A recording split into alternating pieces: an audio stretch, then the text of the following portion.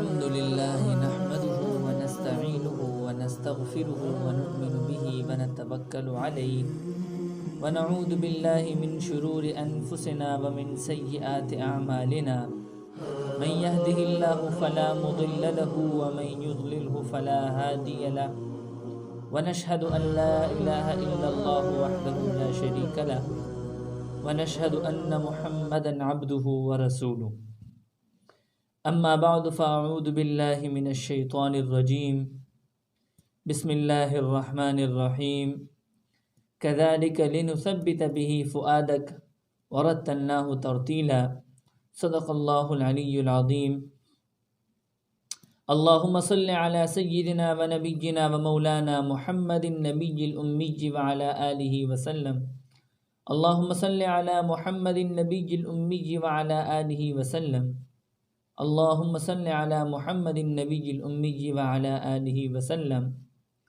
میرے عزیز دوستو، میرے بھائیوں اور امت کی مقدس ماں اور بہنوں، السلام علیکم ورحمۃ اللہ وبرکاتہ۔ اس امت پر اور بالخصوص مسلمانوں پر، مسلمانوں کے لیے ہر مشکل گھڑی میں قابل اعتماد اور قابل اعتبار نسخہ یہ اللہ رب العزت کا کلام رہا ہے۔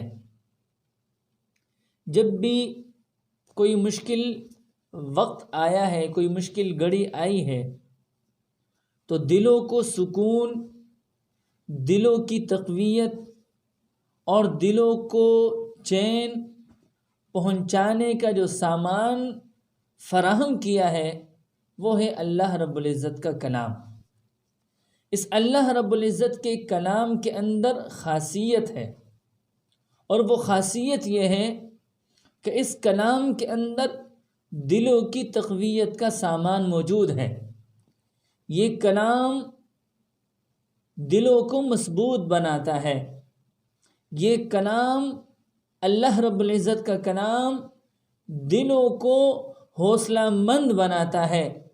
اللہ رب العزت کا کلام دلوں کو طاقت بخشتا ہے، دلوں کو طاقت سے بھر دیتا ہے۔ کیسے؟ یہ خاصیت، اور اس خاصیت سے ہم اپنے دلوں کو مضبوط کیسے کریں گے؟ اس خاصیت سے ہم اپنے دل کی تقویت کا سامان کیسے حاصل کریں گے؟ اب اس کا ایک طریقہ ہے۔ اس کا طریقہ یہ ہے کہ ہم اللہ رب العزت کے کلام کی تلاوت کریں ادب کے ساتھ۔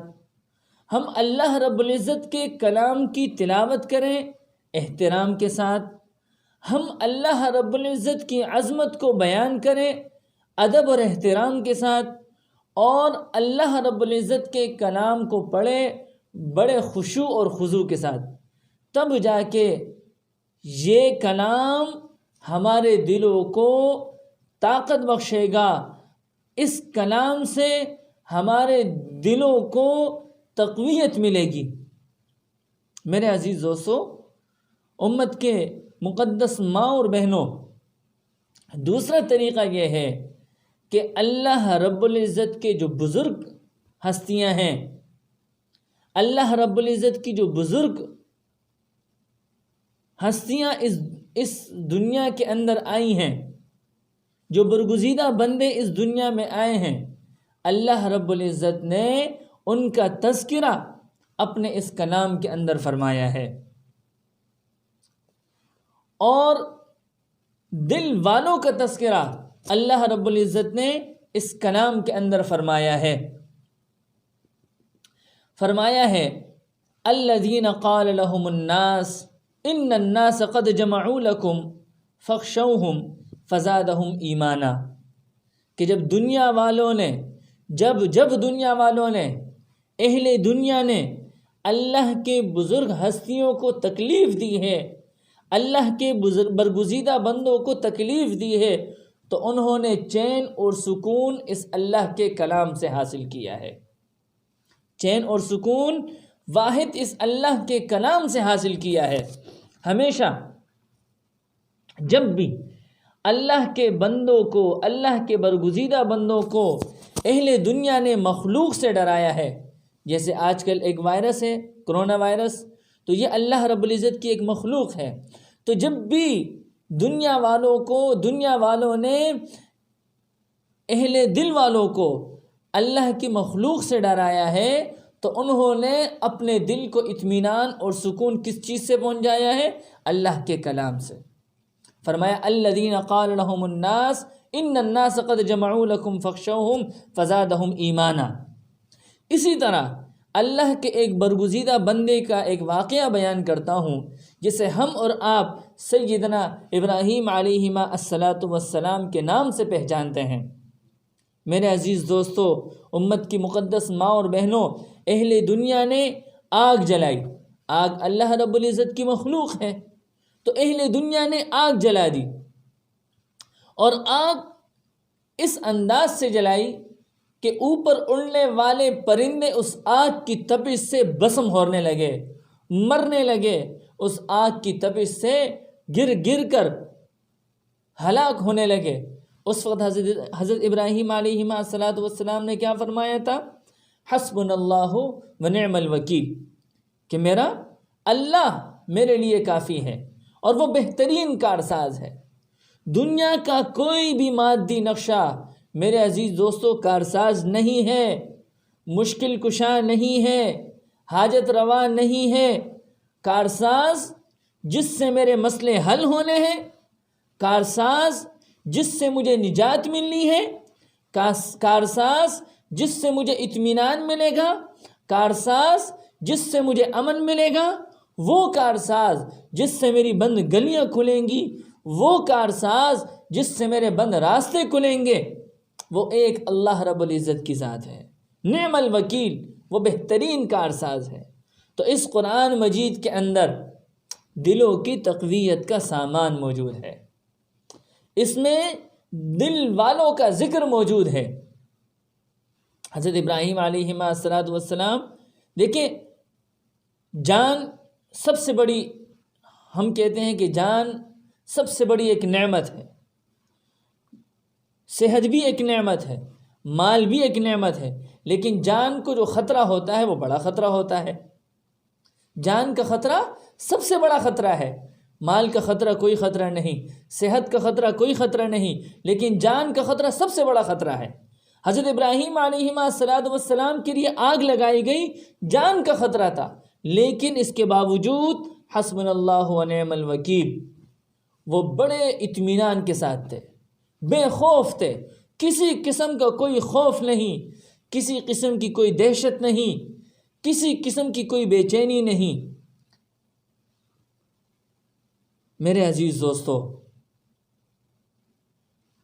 جان اگر چلی جاتی ہے تو صحت بھی ختم ہو جاتی ہے، جان اگر چلی جاتی ہے تو عزت بھی ختم ہو جاتی ہے، جان اگر چلی جاتی ہے تو مال بھی ختم ہو جاتا ہے، لیکن اس کے باوجود حضرت ابراہیم علیہ السلام بالکل کسی قسم کا کوئی خوف نہیں، کوئی بے چینی نہیں۔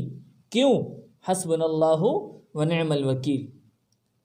تو آج بھی اللہ کے کلام کے اندر یہ تاثیر موجود ہے۔ انہوں نے حسبنا اللہ ونعم الوکیل کیوں کہا تھا؟ اس کی وجہ یہ تھی کہ ان کا اللہ سے تعلق بڑا مضبوط تھا، ان کو اللہ سے بڑی محبت تھی، ان کو اپنے اللہ پر بڑا اعتماد تھا، اور اعتماد مزید بڑھتا گیا۔ کیوں؟ کیا ہوا؟ آج اللہ کے کلام میں وہ تاثیر موجود نہیں؟ کیا آج اللہ اپنی اس قدرتوں کے ساتھ موجود نہیں؟ کیا اللہ آج اپنی ان طاقتوں کے ساتھ موجود نہیں؟ کیا اللہ آج اپنی اس رحمت اور شفقت کے ساتھ موجود نہیں؟ میرے عزیز دوستوں، امت کی مقدس ماں اور بہنوں، آج بھی اللہ اپنی ان طاقتوں کے ساتھ موجود ہے، آج بھی اللہ اپنی ان قدرتوں کے ساتھ موجود ہے، آج بھی اللہ اپنی ان رحمتوں اور شفقتوں کے ساتھ موجود ہے، لیکن مجھے اللہ سے معرفت نہیں، مجھے اللہ پر اعتماد نہیں، مجھے اللہ پر بھروسہ نہیں، میرا اللہ رب العزت سے تعلق نہیں، تو میرے عزیز دوستو، امت کی مقدس ماں اور بہنوں، قرآن مجید کی تلاوت کیا کرو، اور قرآن مجید کی تلاوت کی وجہ سے اللہ کی معرفت حاصل کرو، اللہ کی بڑائی اور اللہ کی عظمت کو پڑھو، اللہ کی بڑائی کو حاصل کرو، اللہ کی عظمتوں کو حاصل کرو۔ حدیث قدسی ہے، فرمایا انا عند ظن عبدی بی، کہ بندہ میرے متعلق جیسا گمان کرتا ہے میں ویسا ہی فیصلہ کر دیتا ہوں۔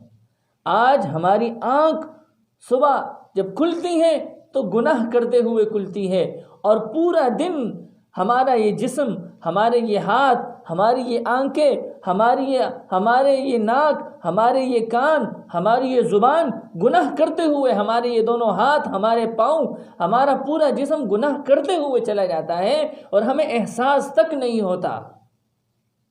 ان گناہوں کی وجہ سے آج ہمارا اللہ ہم سے ناراض ہو گیا، ہم نے قرآن مجید کو پس پشت ڈال دیا، اسی وجہ سے ہمیں معیشت کی بھی مار پڑی۔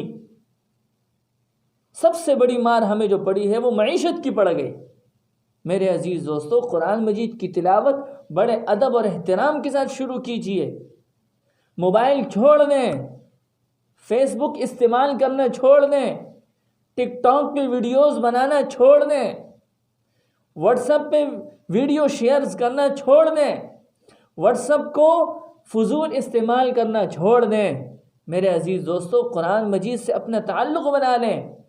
ہم جب قرآن مجید سے اپنا تعلق بنا لیں گے تو اللہ رب العزت کی معرفت بھی ہمیں حاصل ہوگی، اور ہمارے دلوں کے اندر سکون بھی حاصل ہوگا، ہمارے دلوں کے اندر اطمینان بھی حاصل ہوگا، ہمیں وہ طاقت بھی حاصل ہوگی، اور یہی قرآن مجید ہمارے دلوں کو تقویت بھی پہنچائے گا۔ تب جا کر ہم بے چینی سے ہم چین کی طرف آئیں گے، ہمارے دلوں سے خوف نکل جائے گا، اور ہم امن اور سکون والی زندگی گزارنے والے بن جائیں گے۔ اللہ رب العزت سے دعا ہے کہ جو کچھ سنا گیا، جو کچھ کہا گیا، اللہ رب العزت اس پر عمل کرنے کی توفیق عطا فرمائے۔ وآخر دعوانا ان الحمد للہ رب العالمین۔